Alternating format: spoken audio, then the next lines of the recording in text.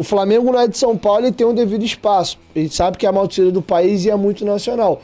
Mas pelo menos o Vasco tinha que estar nesse bolo. Eu até entendo. 40 minutos discutindo se a unha encravada do Arrascaeta vai ou não ser relevante para o cara voltar mais cedo ou mais tarde.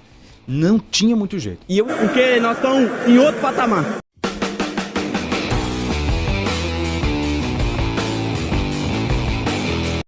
Fala comigo, seus mitos, muito prazer. Caso vocês não me conheçam, eu me chamo Douglas Albini. Hoje, seus mitos, tem vascaínos chorando pela mídia que o nosso Flamengo recebe. E segundo eles, o Vasco fica de lado. Cara, o vídeo está sensacional, tá bom, seus mitos? Os créditos aqui vai lá pro canal Futebolaço Podcast. Um abraço aí pro nosso querido Dieguinho, que faz um trabalho fantástico. O link do canal dele, como crédito, está na própria descrição do vídeo, tá bom? Bora pro conteúdo, seus mitos. Vamos lá, hein? Espaço na emissora. E uma coisa que nunca bateu, o Rafa, por mais que tenha discussão de audiência e tal, como é que a quinta maior torcida, vou falar do Vasco especificamente, como é que a quinta maior torcida do país não vai dar audiência pro programa? Não faz muito sentido. E o Vasco teve um escanteamento, né? Não sei se tem a ver com aquelas brigas antigas com o Eurico Miranda, mas fato que a galera ficava chateado, queria consumir um conteúdo ali e acabava não conseguindo consumir muito. Eu entendo, né? Mas só quem passa a trabalhar de uma maneira nacional entende um pouco o que acontece. Cara, é difícil a concorrência. É doloroso. E, cara, a gente vive num país desigual. Praticamente o market share toda da televisão brasileira é em São Paulo.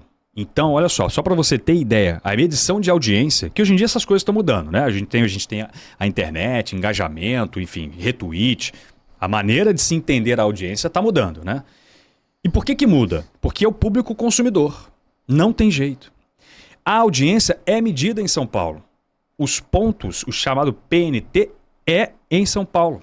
Então, naturalmente... Que aqui tem até um poder aquisitivo maior, falando de Brasil, é a capital financeira do país. E além disso, os grandes players do mercado analisam as audiências de São Paulo para montarem as suas programações de investimentos.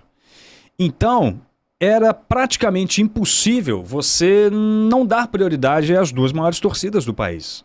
Ou você não buscar uma referência quando os números estavam crescendo, quando você falava de um assunto e de outro. E, cara, isso acontece. É impressionante. Você está falando de um assunto, tal. Cara, se aquele assunto não está rendendo, Rafa, troca. Rafa, chama a próxima lauda. Se é um assunto que rende, pum, mantém. Rafa, segura aí. Putz, cara, a audiência subiu pra caramba. Ó, vamos segurar aí, não vai pro break agora não.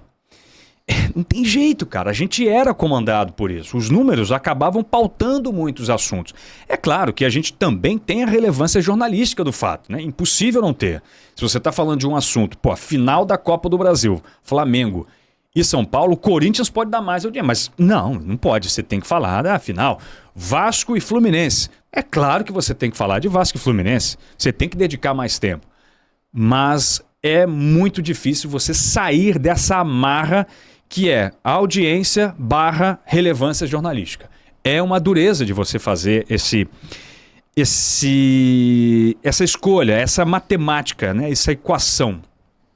E, cara, eu compreendia, né? Muitas vezes ter que ficar meia hora falando de Corinthians, ou ter que ficar 40 minutos discutindo se a unha encravada do Arrascaeta vai ou não ser relevante para o cara voltar mais cedo ou mais tarde.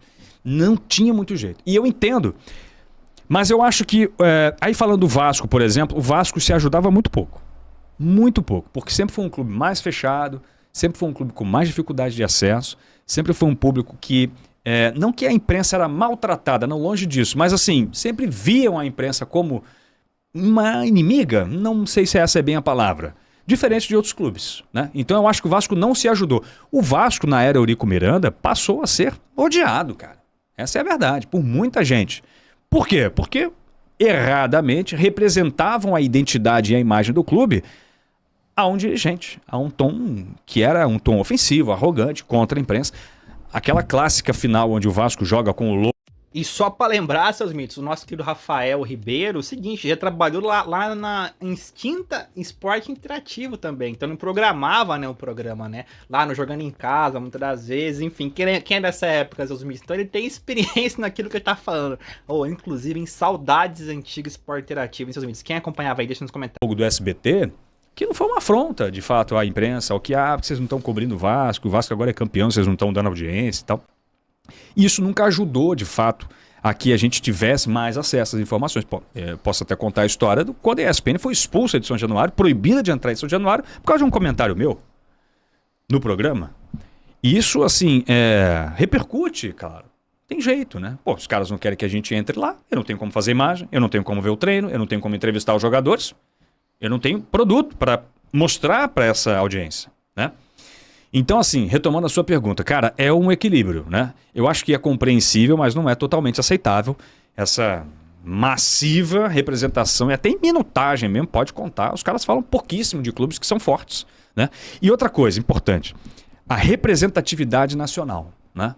É inegável que Vasco, Flamengo, São Paulo, Corinthians e Palmeiras são os 5 clubes com mais representatividade nacional. Inter e Grêmio são grandes? São fortes? São. Mas você fala ali para o Rio Grande do Sul, cara.